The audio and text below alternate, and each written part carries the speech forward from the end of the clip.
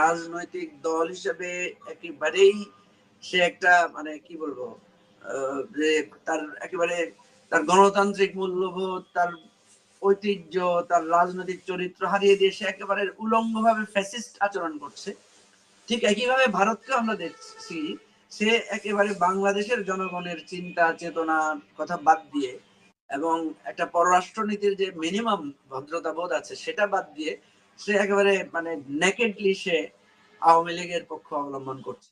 তার এটা বোঝার উচিত ছিল যে আমি যখনই এই কথাটা বলবো, এটা বাংলাদেশ সরকার বা বাংলাদেশের জনগণের মধ্যে আরো নেগেটিভ প্রতিক্রিয়া হবে। এবং আমি আপনাকে বলি, ভারত যদি কালকে স্টেটমেন্ট না দিত, তাহলে কিন্তু আজকে ভারতের বিরুদ্ধে যে মানুষের যে একটা, ভারতের আচরণের বিরুদ্ধে যে মানুষের একটা ক্ষোভ, এই ক্ষোভটা এত বেশি হতো না। এটা বরং আরো বেশি প্রলম্বিত হয়েছে, আরো বেশি স্ট্রেংথেন হয়েছে এই ক্ষোভটা। সুতরাং আমি একেবারে আজকেও আগেও বলেছি, আজকে